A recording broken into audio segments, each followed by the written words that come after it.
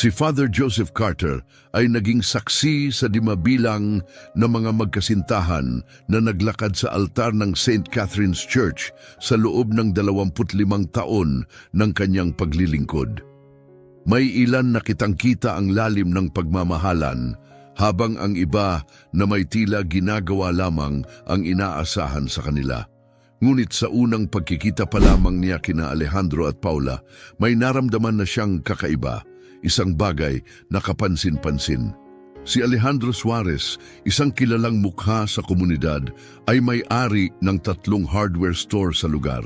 Sa loob ng maraming taon, palagi siyang dumadalo sa Sunday Mass, laging nauupo sa parehong pwesto sa ikatlong hanay ng upuan, at palaging nag-aabuloy ng $20 sa basket. Samantalang si Paula Rios ay bagong miyembro lamang ng simbahan. 6 na buwan pa lang siya sa bayan matapos tanggapin ang posisyong nurse sa Memorial Hospital. Napakabagay nila, laging komento ni Ginong Aquino, ang sekretarya ng simbahan, tuwing dumadalo sina Alejandro at Paula sa kanilang mga appointment para sa kasal. Ganoon din ang nararamdaman ni Father Joseph. Si Alejandro, matangkad at mahinahon na may mapupungay na asul na mata, ay tila perpektong kapareha ni Paula na may maliit na pangangatawan at ngiting nagpapainit sa sino mang kasama niya. 3 buwan na ang nakalipas nang lumapit ang magkasintahan kay Father Joseph, magkahawak kamay at nagtanong kung maaari ba siyang maging tagapagkasal. Gusto namin ng tradisyonal na kasal, sabi ni Alejandro habang marahang pinisil ang kamay ni Paula. Isang bagay na makahulugan at puspos ng kabanalan. Tumango si Paula, kumikislap ang mga mata. Oo, isang bagay na tunay na hindi malilimutan. Napansin ni Father Joseph ang bahagyang accent sa pananalita ni Paula.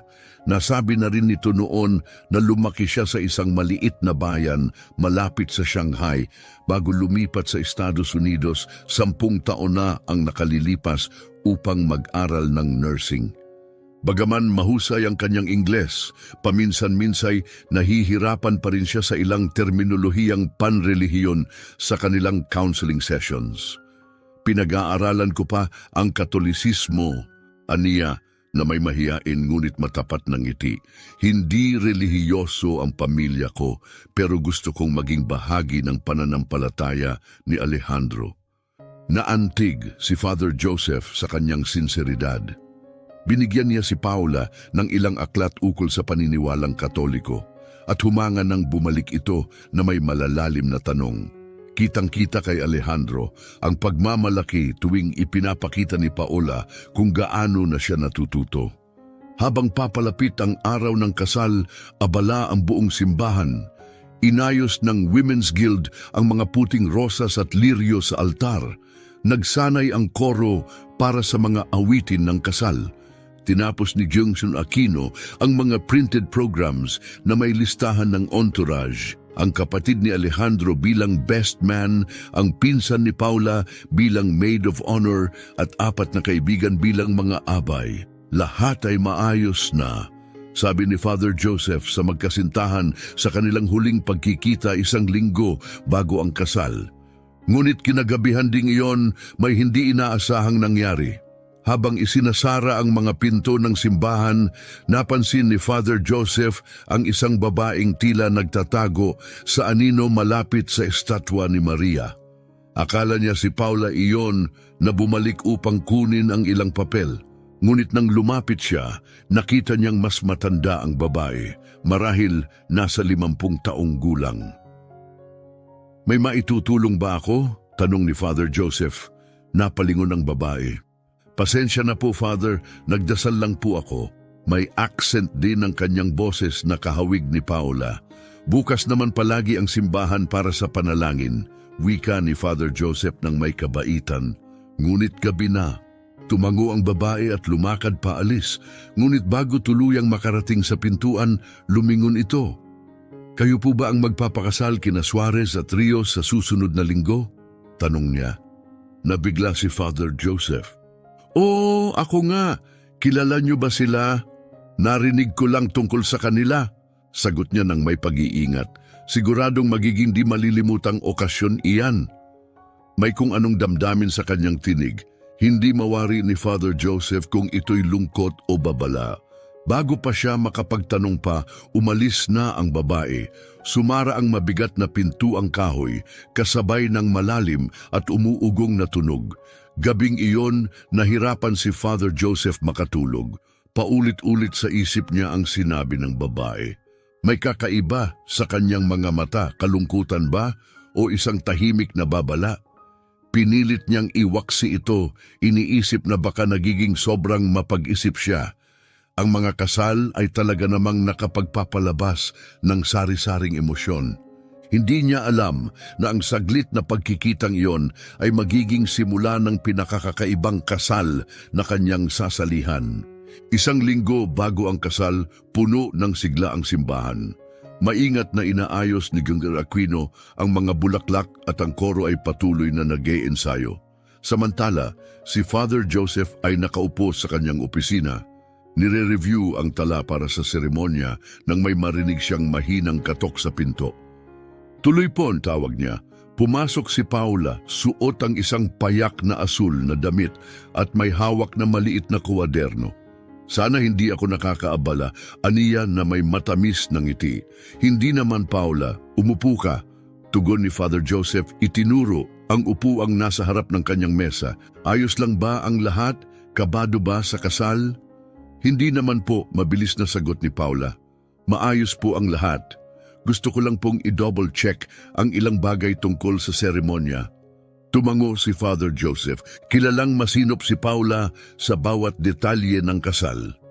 Biniro pa siya minsan ni Alejandro na may spreadsheet siya para sa kanyang mga spreadsheet. Nais ko lang sanang itanong, panimula ni Paula, tungkol doon sa bahagi ng seremonya kung saan tinatanong kung may tumututol. Kailangan po ba talaga natin isama iyon? Itinaas ni Father Joseph ang kilay. Bahagi iyon ng tradisyon, pero bihirang-bihira ang may tumututol. Pwede po ba natin itong tanggalin? Tanong ni Paula habang nakatingin sa kanyang mga kamay. Parang luma na po kasi. Maari naman natin pag-isipan, sagot ni Father Joseph ng dahan-dahan. Pero maaari ko bang malaman kung bakit ito'y alalahanin mo? Napatawa ng mahina si Paula, ngunit napansin ni Father Joseph na hindi ito totoo. Siguro po nakakahiya lang. May napanood lang akong pelikula kung saan may tumutol sa kasal at nakakailang talaga para sa lahat. Matiim na tiningnan ni Father Joseph si Paula para sa isang babaeng malapit ng ikasal sa lalaking mahal niya, tila kakaiba ang kanyang pag-aalala. Nauunawaan ko, sabi niya ng may kabaitan, pero si Alejandro ay malinaw sa kagustuhang magkaroon ng isang tradisyonal na seremonya. Pag-iisipan ko muna. Tumango si Paula, ngunit may anino ng pagkadismaya sa kanyang mukha. Mabilis na ibinaling ni Paula ang usapan. Oh, at gusto ko ring itanong ang tungkol sa ilaw, sabi niya. Ang paraan ng pagpasok ng liwanag ng hapon sa stained glass ay napakaganda.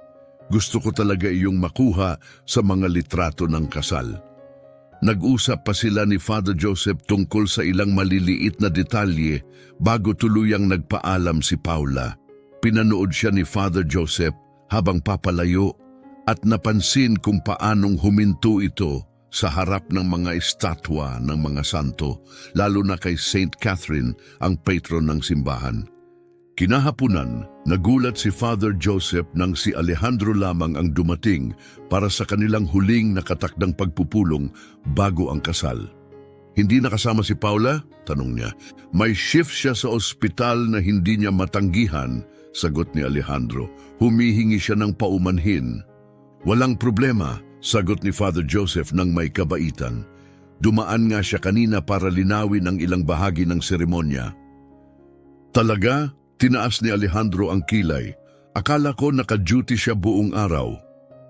May bahagyang pag-aalala na dumaan sa isip ni Father Joseph. Tinanong niya kung maaaring tanggalin yung bahagi ng seremonya kung saan nagtatanong ako kung may tumututol sa kasal. Napakunot noo si Alejandro. Kakaiba naman yon. Siya pa nga ang nagpumilit na maging tradisyonal ang lahat. Siya rin ang humiling na gamitin ang Bibliang pangkasal ng lola ko sa pagbasa ng banal na kasulatan. Baka kinakabahan lang siya, mungkahi ni Father Joseph. Maraming emosyon ang naibubulalas sa kasalan. Siguro nga, sagot ni Alejandro, sabay baling ng balikat, ngunit halatang hindi pa rin mapakali. May nasabi pa ba siya na medyo kakaiba? Nag-alinlangan si Father Joseph. Wala naman, sagot niya at sandaling natigilan. Bagaman, nung mga session namin, may mga pagkakataong parang hindi siya komportable kapag pinag-uusapan ng mga tradisyong Katoliko. Tumango si Alejandro. Sinabi niya sa akin na hindi relihiyoso ang pamilya nila pero nagsisikap siyang matuto. Bumili pa nga siya ng mga libro tungkol sa Katolisismo. Napakaganda niyan, sabi ni Father Joseph, sabay ngiti.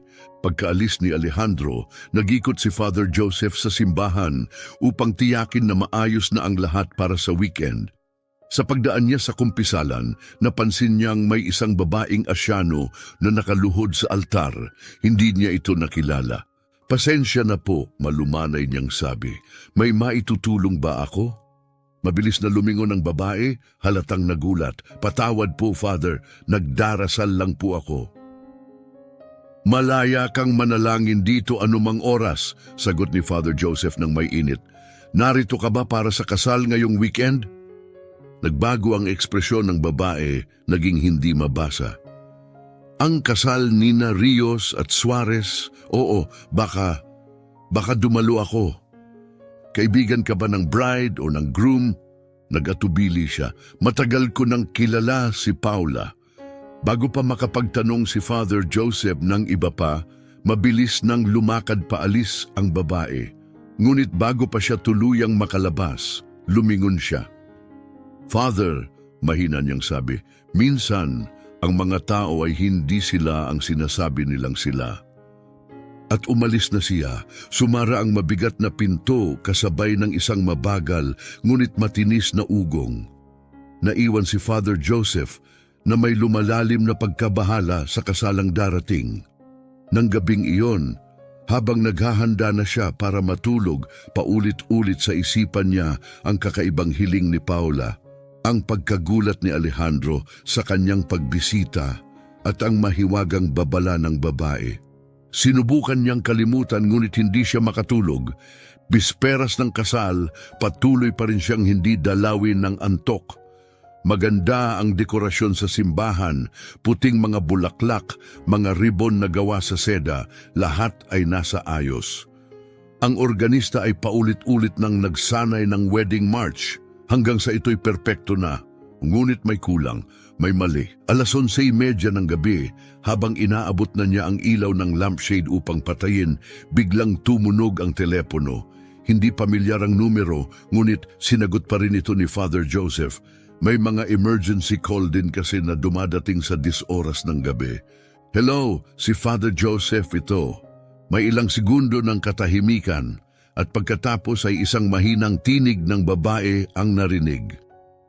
Father, kailangan ko kayong makausap tungkol sa kasal bukas. Umayos ng upo si Father Joseph. Sino ito? Hindi mahalaga kung sino ako, sagot ng babae. Ang boses niya ay may accent na kahawig ni Paula, ngunit mas matanda, mas hinog. Ang mahalaga ay kailangan ninyong ihinto ang kasal. Pasensya na, pero hindi ako pwedeng makipag-usap tungkol sa mga parokyano sa mga hindi ko kilala, sagot ni Father Joseph ng matatag. Kung may problema kayo, punta kayo sa simbahan bukas ng umaga. Wala nang oras bukas, sabat ng babae. Ang babaeng pakakasalan ni Alejandro, hindi siya ang sinasabi niyang siya. Nanlaki ang mga mata ni Father Joseph.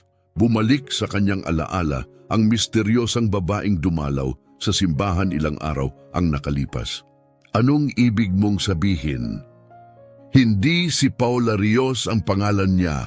Ang totoong Paula Rios ay namatay sa isang aksidente sa sasakyan sa California 2 taon na ang nakalipas. Humigpit ang hawak ni Father Joseph sa telepono. Napakabigat na paratang niyan. May ebidensya ka ba? Tingnan ninyo ang kaliwang pulsuhan niya, sabi ng babae. May maliit na tattoo ng paru-paro ang tunay na Paula doon. Tinatakpan ito ng babaeng yan gamit ang makeup at mga pulseras. At paano mo ito nalaman? Dahil kilala ko ang tunay na Paula, ang babaeng kilala ninyo ngayon ay si Lynn Y. Siya ang naging roommate ni Paula sa nursing school. Matapos ang aksidente, kinuha ni Lynn ang mga papeles ni Paula, pati ang pangalan at ang buong pagkatao niya. Mabilis na nag-isip si Father Joseph. Naalala niya kung paanong laging may suot na pulseras si Paula, kahit sa mga simpleng pagkikita. At totoo nga, iniiwasan niyang pag-usapan ang kanyang nakaraan, lalo na kapag binabanggit ni Alejandro ang nursing school. Bakit? Ano ang kanyang itinatago? Ano ang layunin niya kay Alejandro? Napabuntong hininga ang babae sa kabilang linya. Mayaman ang pamilya ni Alejandro, patuloy ng boses sa telepono. Ang mga hardware store na yan ay maliit na bahagi lang. Naiwanan siya ng tiyuhin niya ng lupang nagkakahalaga ng milyon-milyon. Bahagyang nanginginig ang boses ng babae. Si Lynn, matagal na niyang pangarap na takasan ang kanyang nakaraan sa China. Gusto niya ng buhay na komportable at may katayuan. At ngayon, kinuha na niya ang pagkakakilanlan ng iba para makuha yon. Kung totoo ang sinasabi mo, mahigpit na sabi ni Father Joseph, kailangan ko ng tawagan ang pulis. Wag, mabilis na sagot ng babae, puno ng takot ang tinig. Kapag in-involve ninyo ang pulis ngayon, mawawala na siya. Nagawa na niya ito dati. Ang tanging paraan para mahinto siya ay sa mismong kasal, kapag napapaligiran siya at hindi makakatakas ng basta-basta. Hindi pa rin tiyak si Father Joseph kung ano ang paniniwalaan. Maaring ito ay isang malupit na biro o isang kwento mula sa isang taong naiinggit o nalilito. Ngunit biglang may sinabi ang babae na yumanig sa kanya.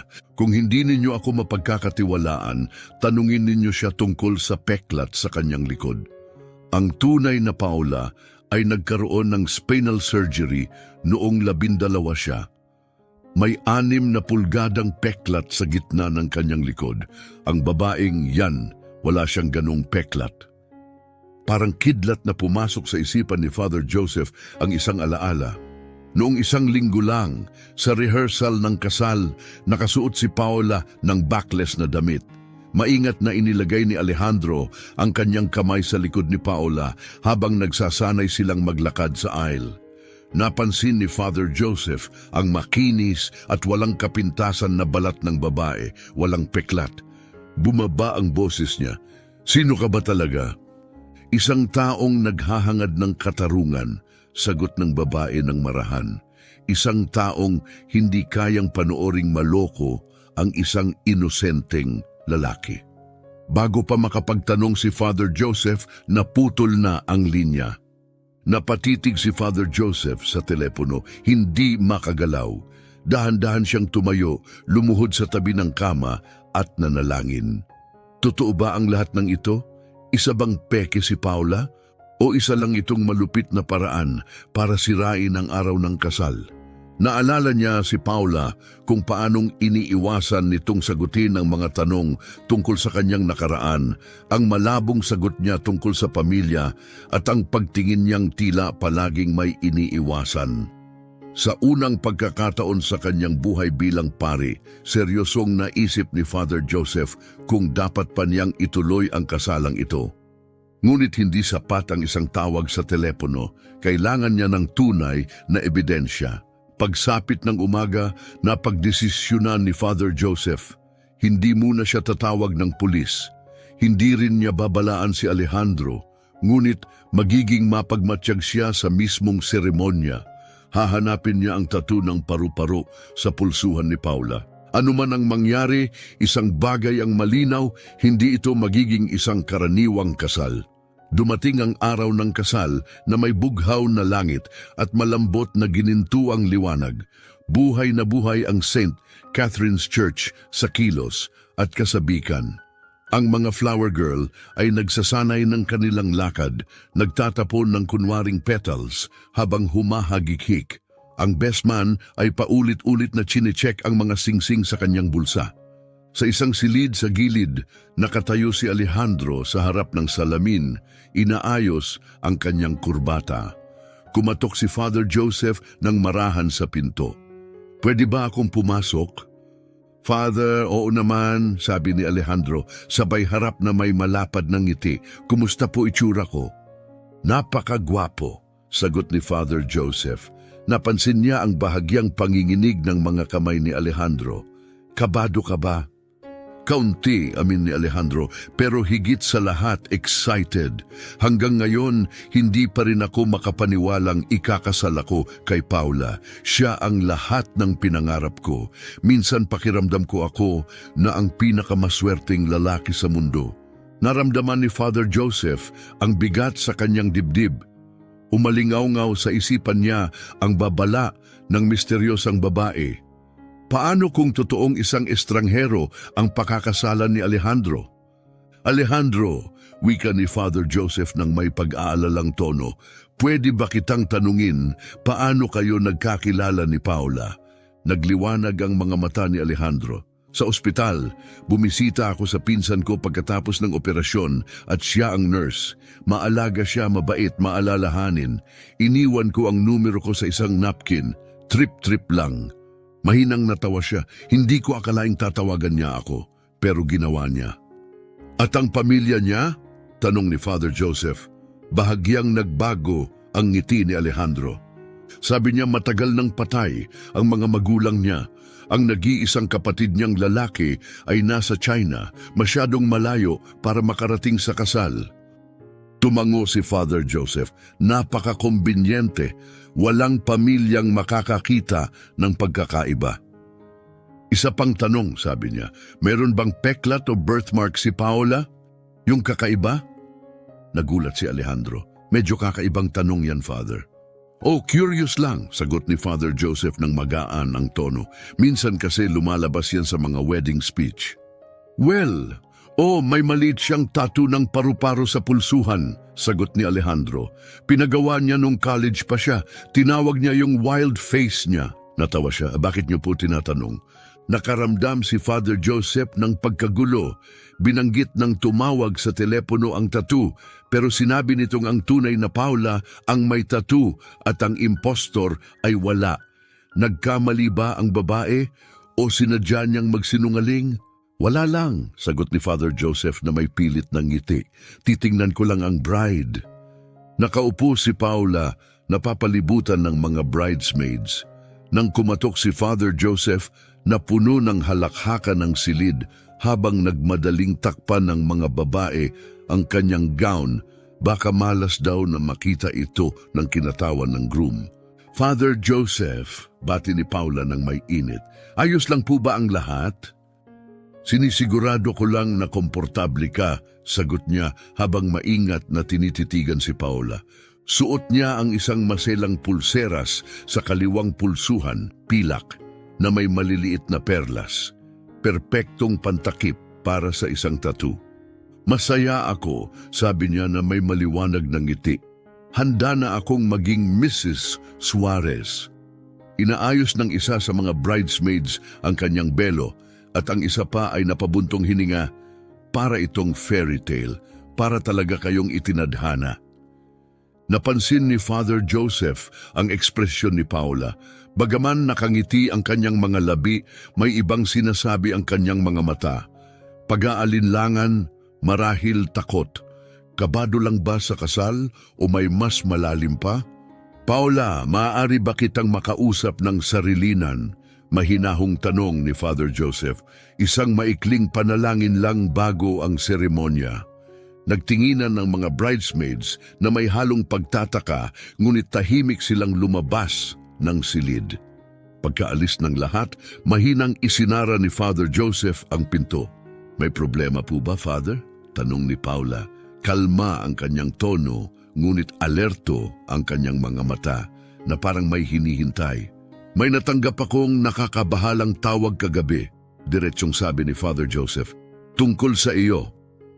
Bahagyang namutla si Paula. Tungkol sa akin, anong klaseng tawag? May nagsabi na maaring hindi ikaw ang sinasabi mong ikaw. Tumigil si Paula sa kabahagyang tumawa. Nakakatawa naman yan. Sinong magsasabi ng ganyan? Binanggit nila ang isang tattoo ng paru-paro, wika ni Father Joseph habang pinagmamasdan ang bawat kilos niya. Hindi nagatubili si Paula. Inalis niya ang kanyang pulseras at iniabot ang pulsuhan. Naroon nga, isang maliit na asul na paru-parong nakaukit sa kanyang balat. Ito ba? Matagal na ito. Alam ito ni Alejandro. Bahagyang napakunot ang noo ni Father Joseph. Hindi iyon tumutugma sa sinabi ng tumawag sa kanya. Nagsinungaling ba ang babae o napakahusay lang ni Paula sa pagtatakip ng kanyang bakas? Binanggit din nila ang tungkol sa peklat sa iyong likod o mas tama, ang kawalan nito. Sa pagkakataong ito may nagbago sa ekspresyon ni Paula. Sandaling lumiwanag ang takot o galit sa kanyang mga mata. Bubuksan na sana niya ang bibig para sumagot nang biglang may kumatok sa pinto. 5 minuto na lang lahat, tawag ni Ginang Cruz Aquino mula sa labas. Tumayo si Paula, mahinhing inayos ang kanyang damit. Pwede tayong mag-usap ulit pagkatapos ng seremonya, Father. Naghihintay na ang magiging asawa ko. Habang dumaraan siya, malinaw na nakita ni Father Joseph, ang kilos niya ay kalmado, ang mga kamay ay hindi nanginginig, ang mukha ay tila walang bahid ng pag-aalinlangan. Hindi yon kilos ng isang kabadong bride. Hindi, siya ang may kontrol. May plano siya. At sa puntong iyon, nakasiguro si Father Joseph, hindi bahagi ng planong iyon ang kaligayahan ni Alejandro. Sa saliw ng mahinahong tugtog ng canon in D, tumayo ang mga panauhin habang naglalakad sa aisle ang mga bridesmaids, suot ang mapuputing asul na bestida at may hawak na buke ng puting rosas. Sa harap ng altar, nakatayo si Alejandro, ang mukha ay punong-puno ng kasiyahan. Para siyang lalaking nasa bingit ng katuparan ng kanyang pangarap. At dumating na ang sandali. Nagsimulang tumugtog ang wedding march at bumukas ang malalaking pinto sa likod ng simbahan. Nakita si Paula, bighani sa isang puting gown, ang mukha ay natatakpan ng manipis na belo. Napahanga ang lahat, para siyang isang nilalang mula sa isang engkantadong kwento. Pinagmasdan siya ni Father Joseph habang naglalakad. Ang kanyang hakbang ay tiyak at elegante. Tila ba ilang beses niya nang ininsayo ang tagpong ito. Hindi lang siya handa, siya ay praktisado. Sa altar, hinawakan siya ni Alejandro sa kamay at may bahid ng emosyon ang kanyang tinig. Ang ganda mo! Ngumiti si Paula. Ganun ka rin. Sinimulan na ni Father Joseph ang seremonya, ngunit ang isip niya ay ligalig. Totoo ang tattoo, ngunit wala ang peklat. May hindi tugma at hindi niya kayang baliwalain ang pakiramdam na may matinding mali. Mahal na mga kapatid, panimula niya, tayo ay nagtipon ngayon sa harap ng Diyos at ng kongregasyong ito upang saksihan ang pag-iisang dibdib ng lalaking ito at ng babaeng ito sa banal na sakramento ng kasal. Habang nagpapatuloy siya, napansin niyang laging sumusulyap si Paula patalikod para bang may hinihintay siya. Nagpatuloy ang seremonya, may mga panalangin, may mga pagbasa. Binasa ng kaibigan ni Alejandro ang sikat na talata mula sa Korinto. Ang pag-ibig ay matiyaga, ang pag-ibig ay mabait. Sinundan ito ng sinasabing pinsan ni Paula na nagbahagi ng tulang, nagsasalaysay ng 2 buhay na nagiging isa. At dumating ang sandaling maaaring bumaligtad sa lahat. Kung may sino man dito na may alam na makatarungang dahilan kung bakit hindi dapat magpakasal ang 2 ito, sabi ni Father Joseph, huminto, magsalita na ngayon o habang buhay na manahimik. Katahimikan, sinuyod niya ng tingin ng mga pew. Nakatitig si Paula sa unahan, bahagyang nakabig ang panga. Pagkatapos ay bumukas ang pinto ng simbahan. Pumasok ang isang babaeng nakasuot ng simpleng asul na bestida, tila nasa 50 ang edad. Asyano, katulad ni Paula. Agad siyang nakilala ni Father Joseph, ang babaeng nakita niyang nananalangin sa dilim ilang araw ang nakalipas. Malamang siya rin ang tumawag sa kanya. Tumututol ako, malinaw niyang sabi, at parang isang palasong bumiyak sa katahimikan ang kanyang tinig. Napabulalas ang mga panauhin. Lumingon si Alejandro, litong-lito. "Sino kayo?" tanong niya. Dahan-dahang lumakad ang babae sa gitna ng aisle, huminto sa kalagitnaan. "Ang pangalan ko ay Linda Rios. Si Paula Rios ay pamangkin ko." Namutla si Paula. Napakapit siya ng mahigpit sa kanyang buke na halos pumuti ang kanyang mga daliri. "Ay?" tanong ni Alejandro, nanginginig ang tinig. Si Paula Rios ay namatay 2 taon na ang nakakaraan sa isang aksidente sa kotse sa San Francisco, sabi ni Linda. "Ang babaeng katabi mo ngayon ay hindi ang pamangkin ko." Napalingon ang lahat kay Paula na ngayoy halatang nanginginig. "Kalokohan ito," maring sabi ni Paula. "Hindi ko kilala ang babaeng yan. Nagkakamali siya o baka siya ang nagsisinungaling." "Ipakita mo ang balikat mo," mariing singit ni Linda, ngunit payapa ang tinig. "Ang tunay na Paula ay may birthmark," maring sabi ni Linda. "Isang hugis, gasuklay na buwan sa kaliwang balikat. Lahat ng babaeng Rios sa pamilya namin meron nun." Lumapit si Father Joseph. "Baka mas mainam kung pag-usapan ito ng pribado." "Hindi," tugon ni Alejandro, mariin ang tinig. "Gusto kong marinig ang totoo, dito mismo, ngayon din." Humarap siya kay Paula na nilisik ang mga mata. "Totoo ba? Hindi ikaw ang sinasabi mong ikaw?" Pinagmasdan ni Paula ang paligid, ang gulat sa mga mukha ng mga bisita, ang matigas na titig ni Linda at ang pagkawasak na nakaukit sa mukha ni Alejandro. Naglalaro ang kanyang mga mata, tila nagkukwenta, naghahanap ng daan palabas. At bigla binagsak niya ang kanyang buket at tumakbo. Napasinghap ang buong simbahan. Halos kalahating aisle pa lang ang naaabot niya nang biglang humarang ang guwardiya na inalerto na ni Gineng Aquino. Tinangka niyang umiwas, ngunit nahawakan siya nito sa braso. "Bitawan mo ako," sigaw niya habang nagpupumiglas. "Tawagan ang pulis," utos ni Father Joseph. Ang tinig niya'y dumagundong sa gitna ng kaguluhan. Nanatiling nakatayo si Alejandro sa altar, hindi makagalaw. Pinanood niyang walang magawa ang babaeng balak niyang pakasalan habang pinipigilan ito. Masakit para kay Father Joseph ang pagkabigla, ang panlilinlang, ang unti-unting pagtuklas na pawang kasinungalingan ang lahat. Tumigil sa pagpupumiglas si Paula o si Lynn. Tumingin siya kay Alejandro, hindi namamalimos ng awa, hindi natatakot. Kalma, tuso. "Hindi niyo naiintindihan," aniya malinaw ang tinig sa katahimikan ng simbahan. "Wala ni isa sa inyo ang may alam sa pinagdaanan ko." Walang umimik, nakatigil ang lahat, nakabitin sa kanyang mga salita, walang nakakatiyak kung ano ang susunod. Ngunit si Father Joseph ay sigurado, nagsisimula pa lamang ang tunay na paglalantad. Lumipas ang 1 oras na puno ng pagkalito at tensyon. Dumating agad ang mga pulis. Ang mga sirenay gumambala sa malumanay na musikang nagpapatugtog pa rin sa background. Pinakiusapan ng mga bisita na manatili habang kinokolekta ang mga salaysay ni Linda, Father Joseph at isang wasak na Alejandro.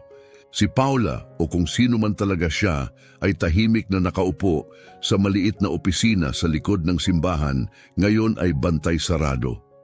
Ang kanyang magarang damit pangkasal na minsang sumisimbolo ng ligaya, ngayon ay tila anino na lamang ng isang gumuho at pekeng pangarap. "Gusto ko siyang kausapin," wakas na sabi ni Alejandro. Malamig ang tinig. Pinatong ng kanyang best man ang kamay sa kanyang balikat. "Sigurado ka ba?" mahinahong tanong ni Father Joseph. "Kailangan ko ng sagot sa kanya mismo." Tumango si Officer Martinez, ang lead detective. 5 minuto, sasamahan kita sa loob. Sa loob ng opisina, nakaupo ang babaeng muntik na niyang pakasalan. Tuwid ang likod, tahimik, hindi gumagalaw. May bahid ng luha sa makeup niya, pero may ningning pa rin sa kanyang mga mata. Hindi siya wasak, siya'y nabunyag. Sino ka ba talaga? Tanong ni Alejandro, mabigat ang boses. Tumingin siya at sinalubong ang kanyang tingin. Ang pangalan ko ay Lin Wei. At si Paula, ang tunay na Paula, may kumislap sa kanyang muka, pagsisisi o baka kalkulasyon lang. Roommate ko siya sa nursing school. Magkaibigan kami. Sabi ni Linda, namatay siya sa aksidente. Tumango si Lin, mabagal. 2 taon na, pauwi siya mula sa night shift. Umuulan, nawalan siya ng kontrol sa sasakyan. At ikaw, naputol ang boses ni Alejandro, puno ng sakit. Basta mo na lang kinuha ang buhay niya? Tumingin si Lin sa kanyang mga kamay. Nagniningning pa rin sa daliri niya ang engagement ring. Si Paula, meron ng lahat ng pinangarap ko. Trabaho sa Amerika, malinis na record, walang komplikadong pamilya. Nang mamatay siya, parang bumukas ang pinto at pumasok ako. Kaya lahat ng ito, wala ni isa ang totoo, bulong ni Alejandro. Pawang kasinungalingan, bawat sandali. Lumambot ang boses ni Lin. Hindi lahat. Hindi ko planong mahalin ka, pero minahal kita hanggang ngayon. Lumapit si Officer Martinez. Ano ba talaga ang plano, Miss Wei? Sandaling tumahimik si Lin, saka napabuntong hininga. Kasal, citizenship, katatagan, seguridad sa buhay. Tumitig siya kay Alejandro. Mayaman ang pamilya mo, ako lumaki sa wala. Pero bakit dito? Tanong ni Father Joseph mula sa pintuan. Marami namang mayayaman sa Amerika. Bakit dito? Bakit si Alejandro? Hindi aksidente ito, pag-amin ni Lin. Matapos mamatay si Paula, nakita ko ang diary niya. Isinulat niya roon ang lahat tungkol sa bayan na ito. Isang alaala ng binatang gusto niya noong high school. Bumaling siya kay Alejandro. Hindi mo siguro ako naalala. Ako, yung tahimik na exchange student, laging nasa likod mo sa English class isang semestre. Pero si Paula, naalala ka. Sinundan ka online. Sinubaybayan ang buhay mo. Mula sa pagtataka, unti-unting napalitan ng hilakbot ang ekspresyon ni Alejandro. Ginamit mo ang mga salita niya, ang mga alaala niya. Kailangan ko ng istoryang totoo, sagot ni Lin. Isang kwentong hindi mabubunyag agad kapag siniyasat. At muntik na nga, dagdag ni Officer Martinez, kung hindi lang dahil kay Linda Rios. Tumigas ang mukha ni Lin. Hindi ko alam na may tiyahin si Paula. Hindi niya masyadong binabanggit ang pamilya niya. Pumasok si Linda sa silid. Sinusubukan kong hanapin ang mga record ni Paula. Ang una kong nakita, ang tunay mong lisensya bilang nurse at saka isang litrato, gamit mo ang pangalan ni Paula. Doon ako nakasiguro. Tumingin siya kay Lin nang may lungkot. Inabot ako ng buwan pero natagpuan kita. Tahimik na nakatayo si Father Joseph, pinagmamasdan ang sandaling tuluyang nagiba ang mundo ni Alejandro. Isang oras pa lamang ang nakalipas, nakatayo si Alejandro sa altar, puno ng pagmamahal at pag-asa. Ngayon, ang parehong lalaki ay tila hungkag, litong-lito at nilinlang ng babaeng muntik na niyang pakasalan. Kakasuhan ka ng identity theft sa pinakamababa, sabi ni Officer Martinez kay Lin. At maaaring may kasong pandaraya depende sa madidiskubre sa investigasyon. Tumango si Lin ng dahan-dahan, hindi na lumalaban. Parang tinanggap na niya ang kapalit ng kanyang mga ginawa. Habang inihahanda na siya ng mga pulis para dalhin, tumingin siya kay Alejandro sa huling pagkakataon. Para sa kaalaman mo, mahinang wika niya, ang huling 6 na buwan ay pinakamasaya sa buhay ko. Hindi tumugon si Alejandro. Tumalikod siya nang walang imik. Dinaanan si Father Joseph pabalik sa loob ng simbahan kung saan naghihintay pa rin ang kanyang mga panauhin, hindi makapaniwala sa mga pangyayari. Natapos ang kasal bago pa ito nagsimula, ngunit ang kwento ng mga kasinungalingan ni Lin Wei ay doon pa lamang nagsisimula. Sa mga sumunod na araw, kaguluhan ang bumalot sa paligid. May mga panayam sa pulis at naging usap-usapan ang pangyayari. Si Lin Wei ay ikinulong sa county jail, nahaharap sa iba't ibang kaso, pagnanakaw ng pagkakakilanlan, pandaraya at pagmanipula ng mga dokumento. Lumabas sa front page ng lokal na pahayagan, kasal na antala. Ang bride, isang impostora. 3 araw makalipas, bumisita si Father Joseph sa bahay ni Alejandro. Ang bahay ay dati nang inayos para sa bagong mag-asawa. Ngayon, ito'y tila walang buhay, may tambak ng mga regalo sa sulok, hindi pa nabubuksan. "Kumusta ka na?" tanong ni Father Joseph habang iniaabot ni Alejandro ang isang tasa ng kape. Napangiti si Alejandro, pagod. "Hindi ko alam. Minsan galit ako. Minsan parang wala na akong nararamdaman. Paulit-ulit kong iniisip kung paano ko din nakita ang mga palatandaan, paano ko nalinlang." "Napakahusay niya," sagot ni Father Joseph. "Nilinlang niya tayong lahat." Tumingin si Alejandro sa bintana, mabigat ang isip. "Pinagdaan ko ang mga lumang larawan namin, ang mga kwentong sinabi niya tungkol sa pagkabata niya. Wala palang totoo." Tumigil siya, bumaba ang boses, pero ang pakiramdam ko noon parang totoo. Paano ko maiintindihan yon? "Minsan," sagot ni Father Joseph, "nagsisimula sa kasinungalingan pero lumalago ang tunay na damdamin. Hindi nito pinapawalang sala ang ginawa niya pero maaaring ipaliwanag kung bakit may ilang bagay na totoo." Nakita ng pulis ang diary ni Paula sa apartment ni Lynn, dagdag ni Alejandro. "Pinabasa nila sa akin ang ilang bahagi. Nanlambot ang boses niya. Totoo ngang may gusto sa akin si Paula noon palang high school. Naisulat niya na sana'y makabalik siya rito, sana'y makita akong muli." "Nakakalungkot," mahinang sabi ni Father Joseph. "Namatay si Paula nang hindi niya alam na mahal mo rin siya." Napaluha si Alejandro. "At sa halip, inibig ko ang isang taong ginamit ang alaala niya, ang mga salita niya, ang buhay niya." Isang katok sa pinto ang gumambala sa katahimikan. Pinunasan ni Alejandro ang kanyang mukha at binuksan ito. Pumasok si Linda Rios, kasunod niya si Alejandro. "Gang Rios," bati ni Father Joseph, may halong gulat. "Hindi ko inaasahang makikita ko pa kayo." "Babalik na ako sa California bukas," sagot ni Linda, "pero gusto ko munang makita si Alejandro bago ako umalis." Umupo siya sa harap nila at inilapag ang isang maliit na kahon sa coffee table. "Pag-aari ito ni Paula, ang aking pamangkin. Ipinadala sa akin matapos ang aksidente. Sa palagay ko, dapat ikaw na ang may-ari nito. Baka makatulong para mas makilala mo kung sino talaga siya." Tinitigan ni Alejandro ang kahon. "Hindi ko alam kung kaya ko itong buksan."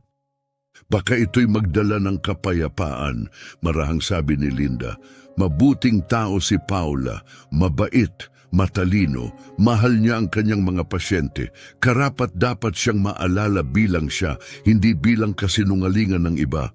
Dahan-dahang binuksan ni Alejandro ang kahon. Nandoon ang mga munting bahagi ng buhay ni Paula, lumang larawan, isang nurse's pin, pulseras, at isang leather-bound journal. "Ito ang huling diary niya," paliwanag ni Linda. "Ito ang hindi nakuha ni Lynn. Isinulat din niya roon ang tungkol sa'yo. Sinusubaybayan niya ang Facebook posts mo. Palagi niyang tinatanong sa sarili kung naaalala mo pa siya." Kinuha ni Alejandro ang isang larawan, isang dalagang nakasuot ng nurse uniform. Kamukha siya ni Lynn, pero iba ang ngiti, may init, may katapatan. "Ang ganda niya," bulong niya. "Oo," sagot ni Linda, "maganda sa loob at labas." Tahimik na pinanood ni Father Joseph si Alejandro habang maingat niyang tinitingnan ang mga alaala. Mga piraso ng isang buhay na nawala ng maaga. Isang babaeng hindi niya kailanman nakilala, ngunit sa kakaibang paraan ay naging bahagi ng kanyang buhay. Ito'y isang kakaibang uri ng pagluluksa. Pagdadalamhati sa isang taong hindi niya nakilala habang nilalabanan ang sakit ng pagkakanulo mula sa isang nagpanggap. Tumawag ang detective ngayong umaga, biglang sabi ni Alejandro. Nakikipagtulungan si Lynn. Ibinigay niya ang mga pangalan ng mga kasabwat niya sa sindikato ng identity theft. Binigyan niya ng 10,000 dolyar ang isang tao para sa social security at medical credentials ni Paula. Umiling si Linda. Sayang, pwede naman siyang bumuo ng sarili niyang kinabukasan, pero ninakaw niya ang buhay ng pamangkin ko. Sinabi rin niya sa pulis, dagdag ni Alejandro, na balak niya akong iwan pag nakuha niya ang citizenship, magpapafile ng divorce, kukunin ang kalahati ng lahat at maglalaho. Maingat na ipinatong ni Father Joseph ang kamay sa balikat ni Alejandro. Pero hindi niya ginawa, bulong niya. Naiyak siya nang mabunyag ang lahat. Hindi pa rin nito binabawi ang ginawa niya, mariing sabi ni Linda. Tama ka, sagot ni Alejandro. Pero napapaisip ako, kaya ba ng tao magbago? Maari bang may tumubong totoo kahit nagsimula sa kasinungalingan? Tumayo si Father Joseph, handa nang umalis. Napansin niyang inaayos ni Alejandro ang mga larawan ni Paula sa ibabaw ng fireplace. Sa tabi nito, nakapatong ang singsing ng engagement, isang simbolo na wala ng may-ari. Hindi natuloy ang kasal, ngunit ang epekto nito ay hindi matatapos sa araw na iyon. Ang kwentong ito, binuo ng katotohanan, panlilinlang, pag-ibig at pagkawala, ay malayo pa sa wakas. Lumipas ang 6 na buwan, ang tagsibol ay lumambot tungo sa tag-init at ang tag-init ay unti-unting humupa sa tahimik na mga kulay ng taglagas. Sa bayan, unti-unti nang humupa ang usap-usapan tungkol sa kontrobersyal na kasal. Ang mga tao'y nagpatuloy sa kanilang mga buhay, nakahanap ng mga bagong kwento upang pag-usapan. Ngunit para sa mga tunay na nakaranas nito, hindi tuluyang nawala ang alaala. Nananahimik na lamang ito ngayon, ngunit naroroon pa rin. 1 linggo ng umaga, habang inihahanda ni Father Joseph ang santuario para sa misa, napansin niya ang isang taong nag-iisa sa hulihang bangko, si Alejandro. Matagal na niyang hindi ito nakita sa simbahan. Alejandro! Mahinahong tawag ni Father Joseph habang lumalapit at naupo sa tabi niya. Mabuti at nandito ka. Tumango si Alejandro ng bahagya, mas payat ang kanyang muka, mas matanda ang dating, ngunit may katahimikan sa kanyang anyo, isang katahimikan na wala roon noon. Kailangan ko lang ng oras, aniya, oras na malayo sa lahat. Lubos kong nauunawaan, sagot ni Father Joseph. Kumusta ka na ngayon? Mas mabuti sa palagay ko, tugon ni Alejandro. May mga malalaking pagbabagong nangyari. Isinara ko ang 2 sa aking mga tindahan. Ibinenta ko ang lupang iniwan ng tiyuhin ko. Napataas ang kilay ni Father Joseph. Malaking pagbabago yan. Napagtanto ko na hinahabol ko lang ang tagumpay, pero hindi ko na alam kung bakit, ani Alejandro na may mahinang ngiti. Kaya ginamit ko ang pera para magtatag ng scholarship sa community college para sa mga nursing students sa pangalan ni Paula, ang tunay na Paula. Lumitaw ang lambing sa mukha ni Father Joseph. Napakagandang pagkilala, siguradong naantig si Linda Rios. Oo, patuloy kaming nag-uusap, sagot ni Alejandro. Parang pamilya na rin siya ngayon sa isang kakaibang paraan. Pareho naming nawala ang isang mahal sa buhay kahit hindi ko talaga siya nakilala.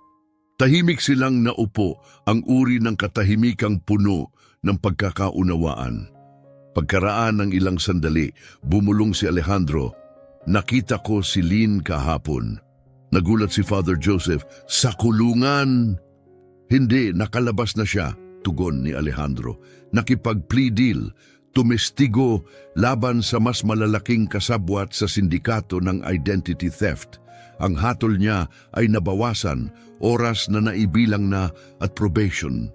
Hinaplos niya ang kanyang buhok. Nagtatrabaho na siya ngayon sa isang maliit na restaurant. Ginagamit na ang tunay niyang pangalan, tila nagsisimula ulit. Kumusta ang pakiramdam na makita siya ulit? Kakaiba, malungkot, pero kailangan, amin ni Alejandro. Kailangan kong marinig ang paghingi niya ng tawad at kailangan din niyang sabihin ito. Tumingin siya sa kanyang mga kamay. Umiiyak siya. Sa palagay ko tapat siya. Napatawad mo ba siya? Tanong ni Father Joseph. Nag-isip si Alejandro, hindi pa ng buo at marahil hindi ko siya kailanman mapapatawad ng lubusan. Pero hindi na ako galit. Malaking hakbang yan, wika ni Father Joseph. Totoong pagbabago yan. May sinabi siya sa akin na hindi ko makalimutan, patuloy ni Alejandro. Habang nasa kulungan siya, nabasa niya ang lahat ng diary ni Paula. Hawak iyon ng pulis bilang ebidensya. Bumaba ang kanyang tinig. Sabi niya, matapos mabasa ang lahat, pakiramdam niya ay nakilala niya si Paula.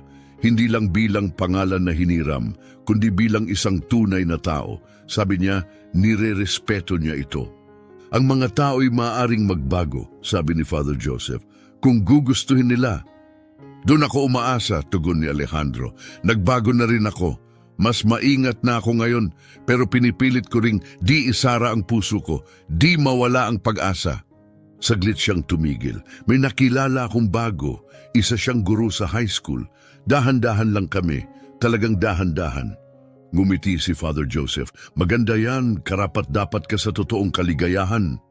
Tumayo silang dalawa at napatingin si Alejandro sa altar, sa lugar kung saan 6 na buwan ang nakalipas. Bumaligtad ang kanyang mundo. Alam mo, mahina niyang sabi, kung hindi mo napansin ang mga detalye, kung hindi nagsalita si Linda, baka nabubuhay ako ngayon sa isang kasinungalingan. Baka kasal na ako sa isang taong hindi naman talaga umiiral. Minsan, sagot ni Father Joseph, ang pinakamahapding mga sandali ang siyang nagtuturo sa atin sa tamang landas.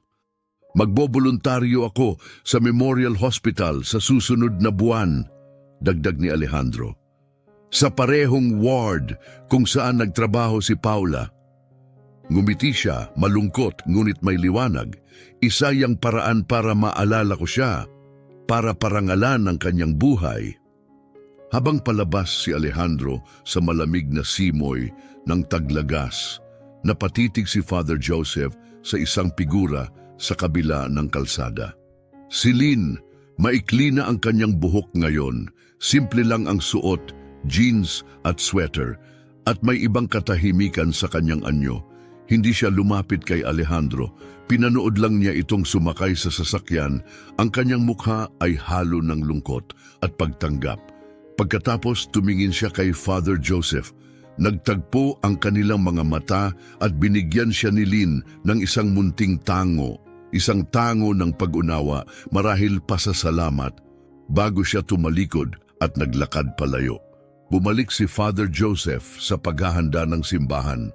Kumilos ang kanyang mga kamay sa mga pamilyar na gawain, ngunit ang kanyang isipan ay nasa ibang lugar, sa kasalang hindi kailanman natuloy, sa desisyong nagsalba ng maraming buhay, sa katotohanang ibinunyag. Naisip niya ang tungkol sa pagkakakilanlan, sa manipis na hangganan ng kasinungalingan at katotohanan, sa kahulugan ng pagpapatawad at sa hirap ng paghilom.